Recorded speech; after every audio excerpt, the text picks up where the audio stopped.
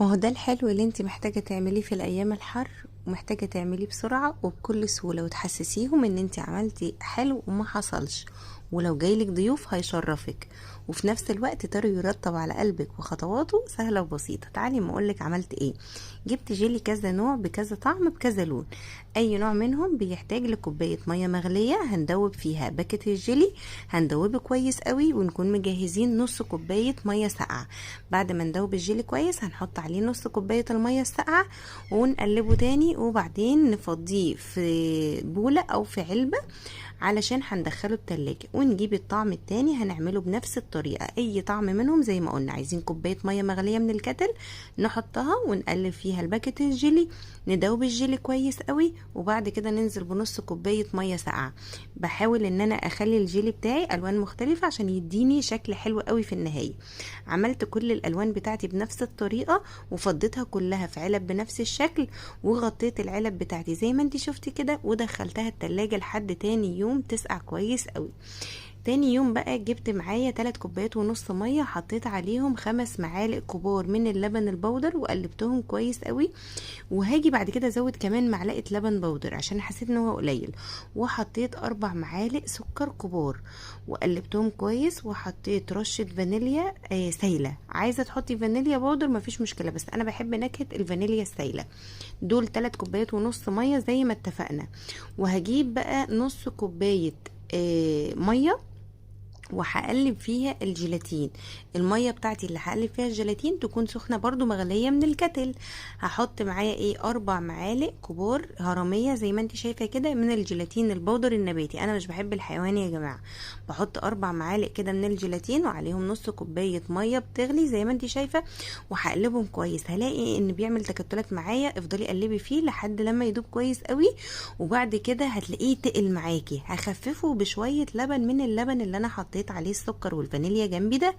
اخففه واحده واحده كده واقلب. انا عايزه افكك كل التكتلات اللي فيه، وفي نفس الوقت نخليه خفيف علشان الحاجات دي تفك معانا. هنقلب بقى كويس قوي. ولو وصلتي المرحله دي اوعي تنسي تعملي لايك وشير للوصفه، وقولي لي رايك فيها ايه، وجربيها، ومستنيه تقولي لي هتعملي ايه. بعد ما دوبت الجيلاتين بتاعي كويس قوي صفيته على اللبن، وهاخد كمان شويه من اللبن ده وادوب كل التكتلات دي. انا عايزه التكتلات دي تدوب على قد ما اقدر، لان كميه الجيلاتين دي متعايره على قد كميه اللبن. يعني كل كوباية لبن اخدت معلقة جيلاتين. احنا خدنا 3 كوبايات ونص لبن، قلبنا فيهم السكر، والنص كوباية او قلبنا فيها الجيلاتين. وهاخد بقية الجيلاتين اللي فاضل في الطاجن اللي انا كنت بقلب فيه ده، وهفضيه برده كده عشان اتاكد ان اللبن بتاعي من غير اي تكتلات خالص.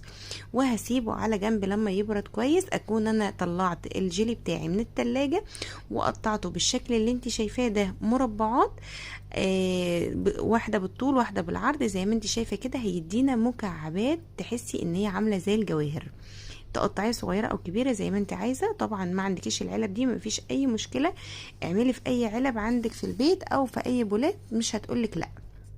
هنقطع كله بالشكل اللي انت شايفاه ده، خطوط طولية وخطوط عرضية عشان تدينا مربعات. المربعات دي بقى احنا هنستخدمها في عمل جيلي الموزاييك، هو اسمه كده يا جماعة.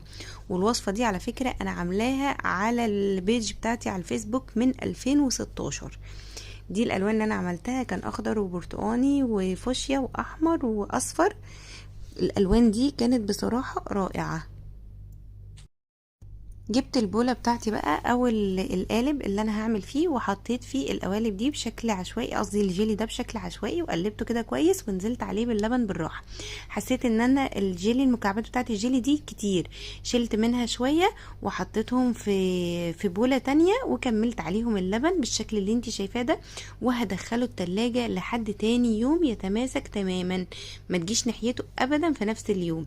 طلع تاني يوم من التلاجة متماسك زي ما انت شايفة. جبت شوية مية سخنين وحطيته فيها يا دوبك لحظات علشان بس حرفه يفك، وبدأت ان انا اقلبه زي ما انت شايفة متماسك جدا. ممكن تعمليه في كاسات على فكرة، وتقدمي لكل واحد كاس على طول، ما تحتاجيش تقلبيه اصلا. وطلع معايا بقى بالشكل التحفة اللي انت شايفاه ده. طبعا اي حد هيشوف الشكل ده هيتوهم بيه، وهيسألك عاملاه ازاي، وهيشرفك جدا، وهيرطب عليكي في السقعة دي، في الحر ده قصدي، معلش اسفة. وكمان طعمه مميز، وكل قطمة بطعم جديد. تابعيني وما تنسيش تعملي شير.